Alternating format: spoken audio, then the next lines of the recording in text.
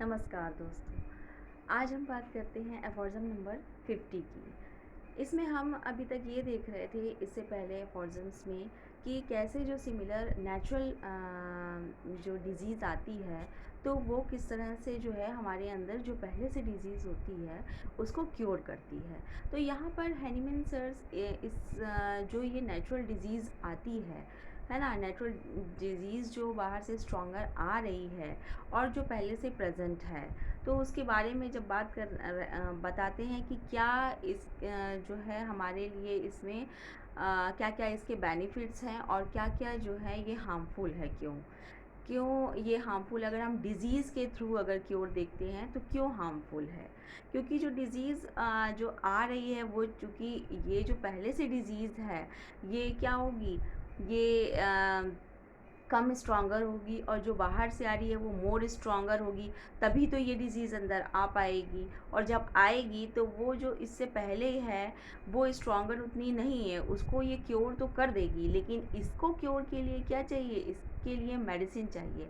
इसको vital force ऐसे ही जो है नहीं भगा सकता है। इसके लिए जब वो उतने वीक डिज़ीज़ को नहीं ठीक कर पा रहा था वाइटल फोर्स, और पहले से डिज़ीज़ ग्रस्त था, है ना, और उसकी सारी एनर्जी ख़त्म हो गई थी, तो अब ये जो स्ट्रॉन्गर आ रही है इसको कैसे ट्रीट करेगा, इसको कैसे ठीक कर पाएगा बिना किसी मेडिसिन के, है ना, बिना होम्योपैथिक मेडिसिन के नहीं ठीक कर पाएगा। और इसके क्या क्या जो है हार्मफुल इफ़ेक्ट्स आ सकते हैं बॉडी पे, चूँकि स्ट्रॉन्गर है ना, तो कई सारे और सिम्टम्स ये लेके आएगी। कुछ जो सिमिलर सिम्टम मिले इसने उसको तो ठीक कर दिया, है ना, वो हो सकता है वो बहुत ज़्यादा स्ट्रॉन्ग, मतलब बहुत ज़्यादा ऐसे सिम्टम ना हो जो बॉडी को दिक्कत कर रहे हों, लेकिन ये जो डिज़ीज़ और लेके आई है ये मोर डेंजरस सिम्टम्स हों जो बॉडी पर अफेक्ट ज़्यादा करें, है ना। तो इसके क्या क्या चीज़ें हो सकती हैं ये हम 50 एफॉर्ज़म में पढ़ेंगे। ठीक है, पढ़ते हैं 50 एफॉर्ज़म। Mighty nature herself has, as we see, her command and instruments of for effecting homeopathic cure, little besides the miasmatic disease of constant character, the itch, measles and smallpox, morbific agent which as remedies are either more dangerous to life and more to be dreaded than the disease they are to cure, or of such a kind like the age that after they have effected the cure they themselves require curing in order to be eradicated in their turn. Both circumstances they make their employment as homeopathic remedies difficult, uncertain and dangerous. यही बता रहे हैं कि जो more stronger आ रही है वो मोर हो सकता है ज़्यादा डेंजरस सिम्टम्स लिए हुए आए, है ना, जो और क्या करे हमारी बॉडी पर इफ़ेक्ट करे और हमें उसको क्योर करने के लिए क्या हो, मेडिसिन की ज़रूरत पड़े, है ना। और ये मोर मतलब होम्योपैथिक क्योर तो कर देगी बॉडी में, ठीक है। जो पहले से डिजीज़ थी, वीक थी, उसके सिम्टम भी वीक थे, उनको हो सकता है वो बहुत डेंजरस सिम्टम ना हो, बहुत सारे वाइटल ऑर्गन को अफेक्ट ना कर रहे हों, और ये जो डिजीज़ आ रही है कि हमारे बहुत सारे वाइटल ऑर्गन्स को भी इन्वॉल्व कर रहे हों, तो उसके लिए फिर हमें मेडिसिन की ज़रूरत होगी। ये हमारी बॉडी के लिए डेंजरस हो सकता है। इस तरह से इंतज़ार करना किसी नेचुरल डिज़ीज़ कब कोई आए सिमिलर डिज़ीज़ और हमारी बॉडी में और उस डिज़ीज़ को ठीक करे, ठीक है। इसका कोई टाइम भी नहीं है, ये कब आएगी, हो सकता है उस पूरी लाइफ हम जो है उसी डिज़ीज़ से ग्रसित हुए इस दुनिया से चले जाएं और उस तरह की जो सिमिलर डिज़ीज़, स्ट्रॉन्गर डिज़ीज़ ना आ पाए, है ना, ये भी एक कंडीशन हो सकती है। तो इन सब चीज़ों की क्या है, सर्टेनिटी नहीं है। हाँ, तो ये बताते हैं कि आगे पढ़ते हैं इसमें कि and how few diseases are there to which man is subject that find their similar remedy in smallpox, measles और etch.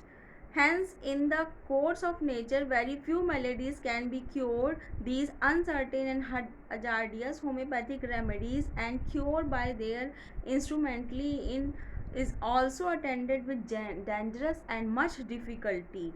For this reason, that the dose of these morphic power cannot be diminished according to circumstances, as dose of medicine can, but the patient afflicted with as analogous malady of long standing must be subjected to the entire dangerous and tedious disease, to the entire disease of smallpox, measles, which in its turn has to be cured. And yet, as is seen, we can point to some striking homeopathic cure effected by this lucky occurrence.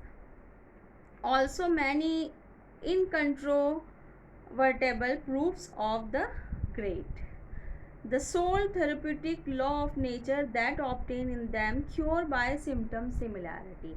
तो यहाँ पर ये पूरी बात यही है Hahnemann sir की कि ये हमारे लाइफ के लिए डेंजरस हो सकता है अगर हम इंतज़ार करें कोई नेचुरल क्रॉनिक जो है डिज़ीज़ आए, स्ट्रॉन्गर डिज़ीज़ आए, वो हमारी डिज़ीज़ को क्योर करे।